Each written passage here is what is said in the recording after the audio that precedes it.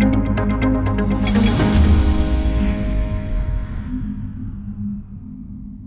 itu dia pemirsa ya, betapa hebatnya ginjal manusia. Makanya kita harus sayang-sayang. Bahkan ginjal itu bisa mengambil alih pekerjaan organ lainnya, Dokter Hekal ya. Betul banget Intan. Dan ginjal ini adalah salah satu organ vital yang kalau mengalami kerusakan berdampak ke semua sistem tubuh kita.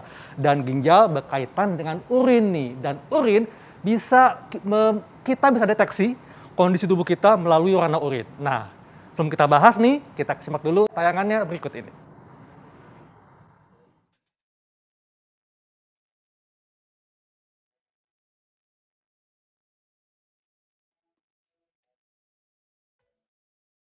Pemirsa, berkemih menjadi salah satu cara untuk membuang berbagai zat yang telah masuk ke dalam tubuh kita. Intensitas buang air kecil pun ditentukan jumlah atau seberapa seringnya Anda mengkonsumsi minuman. Semakin banyak cairan masuk ke dalam tubuh, maka kita akan lebih sering bolak-balik ke kamar kecil untuk membuang urin.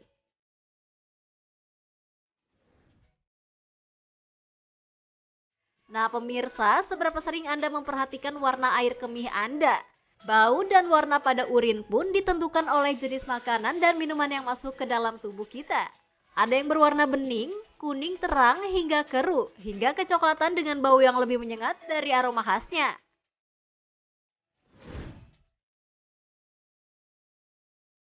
Warna kuning tipis dan bening menandakan cairan tubuh sudah tercukupi. Sedangkan bila warnanya semakin keruh, itu berarti Anda kekurangan cairan tubuh, pemirsa. Nah, selain sebagai parameter kebutuhan akan cairan yang kita konsumsi, bisakah warna urin menggambarkan tentang kondisi kesehatan tubuh kita? Kita cari tahu jawabannya di Hidup Sehat sesaat lagi ya, pemirsa.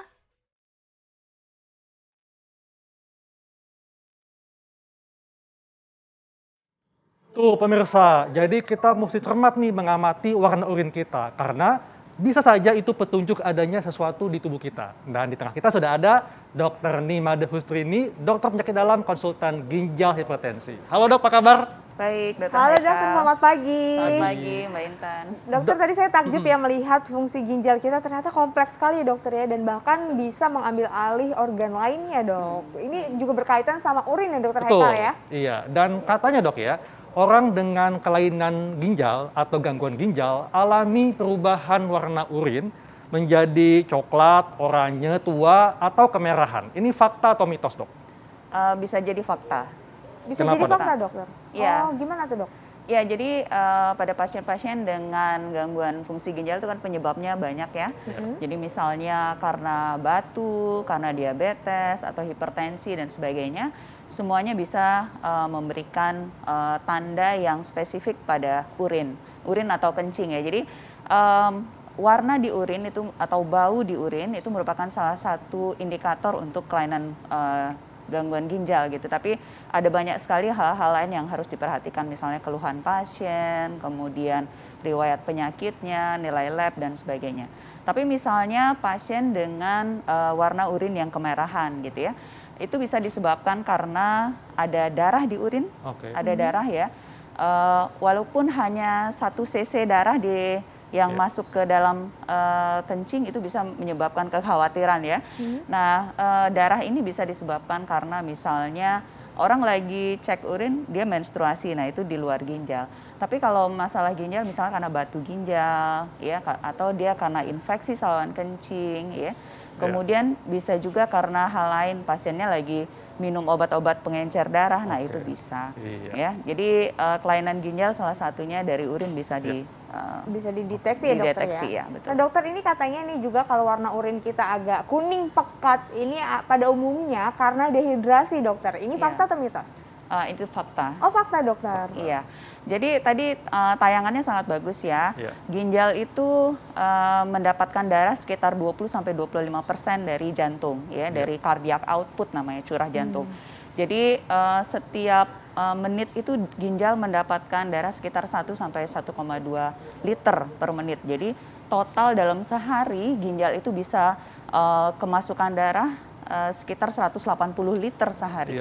Ya, tapi ginjal berhasil menyaringnya ya dengan sel-sel filter kecil di ginjal yang sekitar 1 juta per ginjal nefron namanya, itu bisa menyaring urin menjadi sekitar hanya 1,5 liter sehari. Jadi bayangkan ginjal bisa menyaring darah itu sekitar 178,5 liter dalam sehari, gitu ya.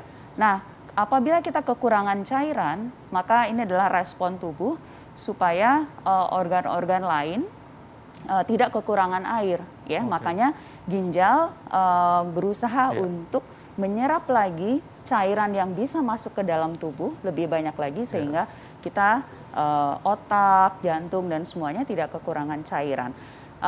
Akibatnya adalah cairan yang dikeluarkan melalui urin jumlahnya akan lebih berkurang dan akan menjadi lebih pekat. Pekat warnanya ya. Betul. Di urin itu kan tidak hanya air, tapi juga ada zat-zat organik, anorganik ya, garam, kemudian elektrolit dan semuanya yang nanti kalau misalnya kandungan airnya dikurangi maka dia akan menjadi lebih pekat. Seperti itu. Nah, Dok, normalnya itu supaya nggak dehidrasi kita minum bener ya 2 liter sehari? Ya. Atau kalau berlebih, kalau misalnya kita minum lebih dari itu bahaya nggak sih dokter? Ya, jadi kebutuhan orang ya, misalnya usia muda di bawah 60 tahun, ya saya membicarakan orang dewasa ya, kebutuhan untuk anak akan berbeda lagi. Jadi untuk dewasa sampai usia 60 tahun itu sekitar 2 sampai 2,5 liter dalam sehari, itu cukup ya, kecuali ada pengeluaran cairan berlebih. Misalnya dia olahraga yang berlebih ya, keringatnya banyak, orang lagi maraton atau nge-gym dan sebagainya.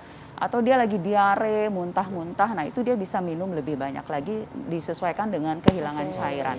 Tapi kalau orang tua, ya di atas usia 60 tahun, fisiologi tubuh itu akan berubah, ya. Massa otot itu akan berkurang pada orang tua dan juga hormonalnya juga berubah. Sehingga kebutuhan air tidak akan sebesar orang yang dewasa muda. Sehingga pada orang tua itu dianjurkan sekitar 1,2 sampai 1,5 liter dalam sehari. Oke.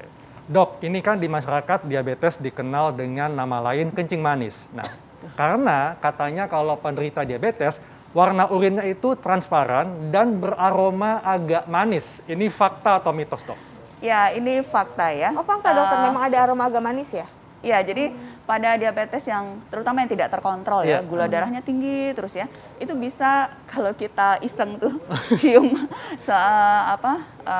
urinnya itu bisa mengeluarkan aroma yang agak manis ya.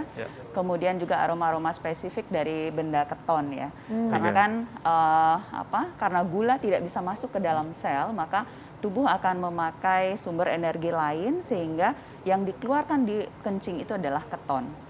Dan kenapa jadi lebih transparan? Ya karena kalau gula keluar di dalam urin, gula itu akan menarik air, ya disebut sebagai diuresis osmotik ya, sehingga banyak air yang akan keluar melalui urin sehingga akan lebih transparan seperti itu. Baik dokter, ini masih banyak banget pertanyaan-pertanyaan dan juga fakta dan mitos terkait warna urin. Tapi nanti kita akan bahas sesaat lagi. Jangan kemana-mana pemirsa, tetap di Hidup Sehat.